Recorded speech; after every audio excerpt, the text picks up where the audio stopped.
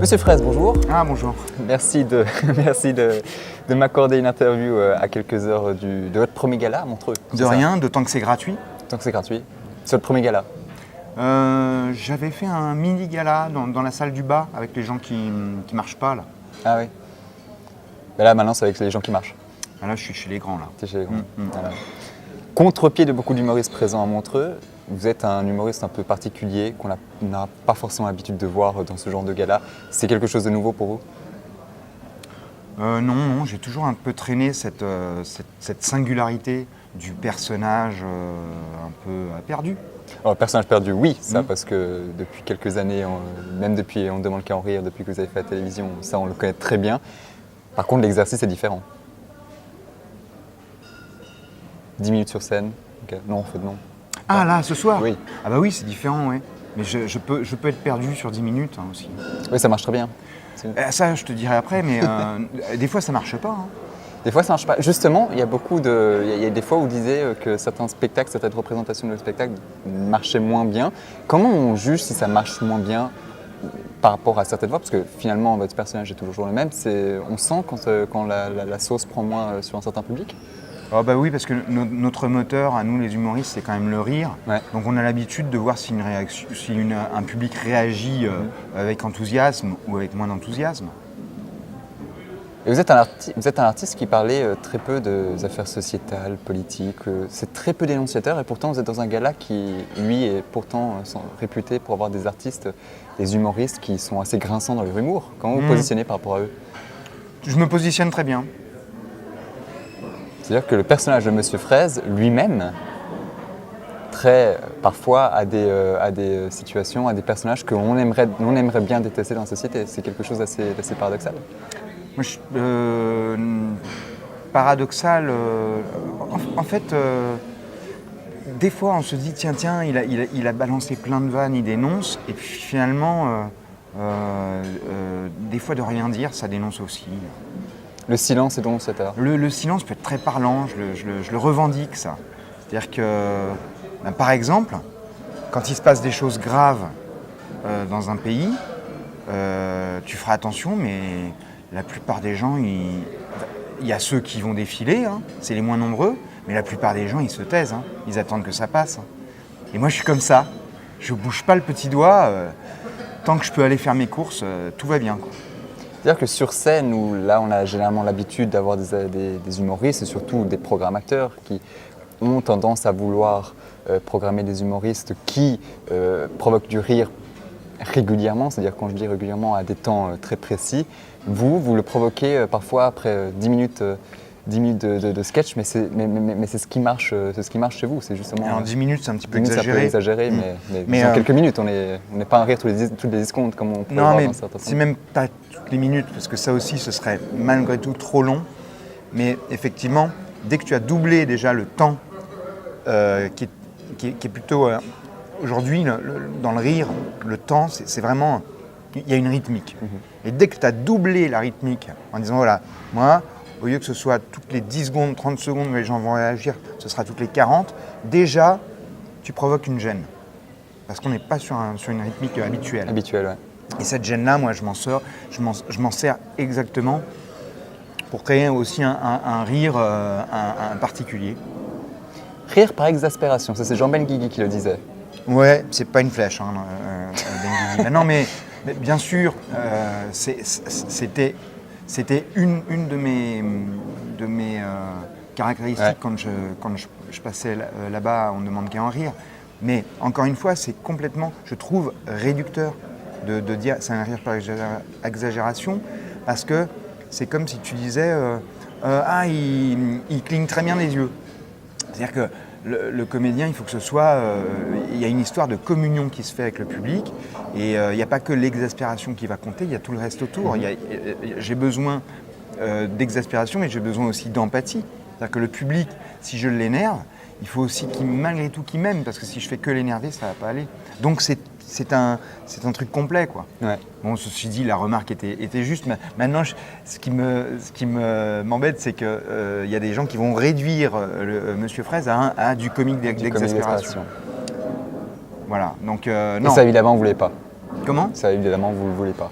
C'est-à-dire que j'espère que ne pas être dans un tiroir, tout simplement. Alors justement, vous disiez en 2014, à propos de Thomas Lécuyer, qui était le programmateur du Lido à Lausanne, vous disiez que c'était, vous remerciez sa volonté de vouloir produire des humoristes, avoir cet exotisme de produire des humoristes un peu différents. Ça, c'est quelque chose que vous gardez, même encore aujourd'hui, vous êtes produit au Montreux Festival.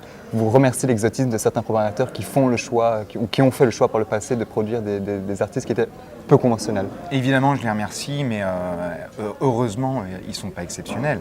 La plupart des gens dans l'humour ont compris qu'il ne fallait pas programmer qu'un style, puisqu'il y en a plusieurs. Donc il faut oser, il faut essayer des choses.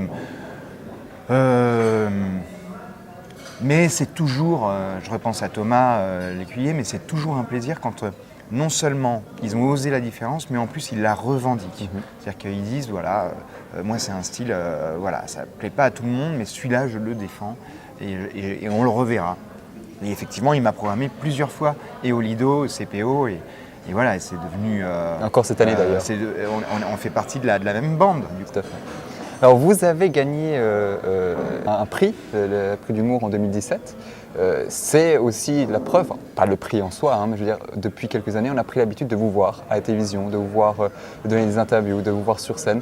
Depuis quelques mois, ça prend quand même. Alors oui, mais alors là, les raisons sont un petit peu... c'est les coulisses. C'est que je travaille avec une équipe qui est très bonne équipe, donc de gens compétents et qui savent me mettre au bon endroit au bon moment. Dans ce métier-là, il faut trouver... moi, j'ai pris tout mon temps, ça fait 17 ans que je fais ça, mais il faut trouver sa place.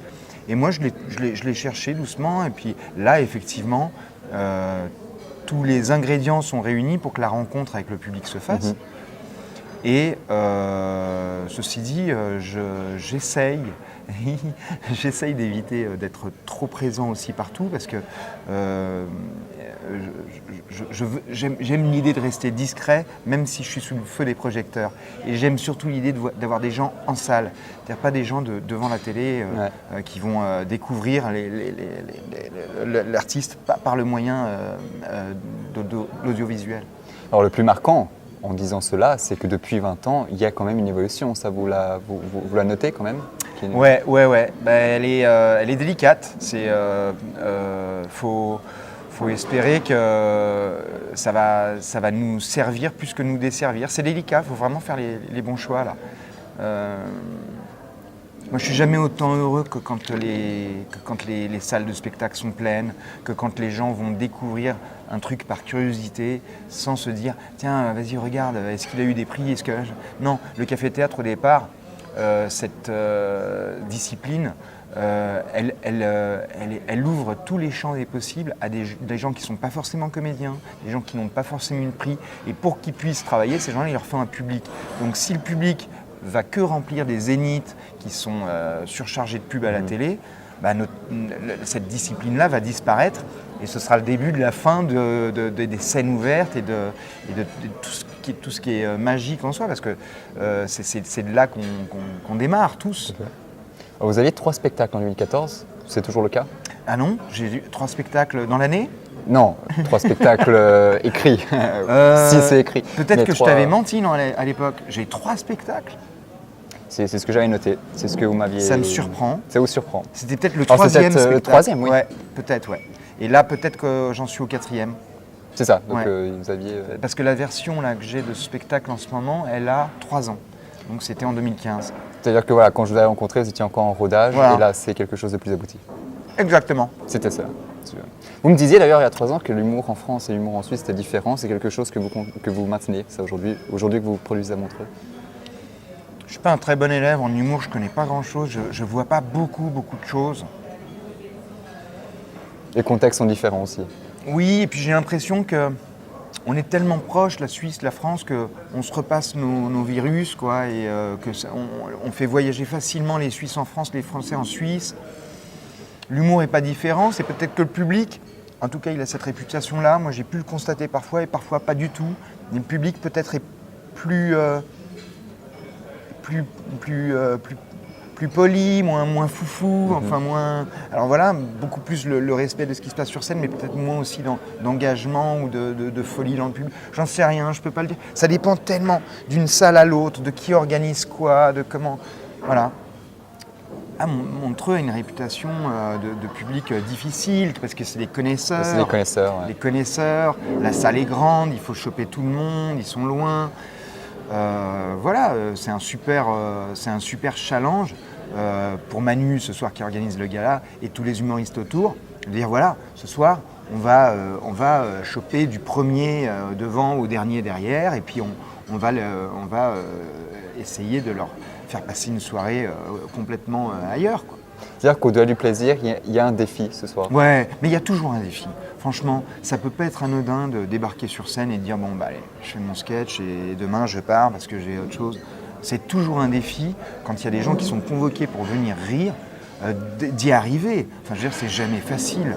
C'est notre vocation, oui, Ouais. d'accord, mais ça n'est jamais gagné. C'est le spectacle vivant, donc on peut se casser la gueule. Le public peut ne pas être en forme ce soir-là.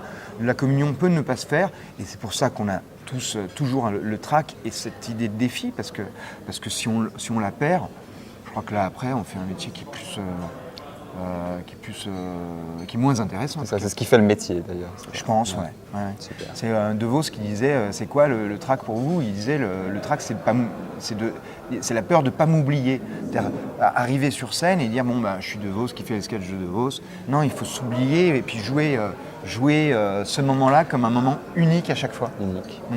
Eh bien, je vous l'espère que le moment soit unique ce soir, Monsieur Fraisse. Merci d'avoir pour tous aussi. Merci d'avoir accepté mon interview et bonne chance. Merci à vous, merci beaucoup.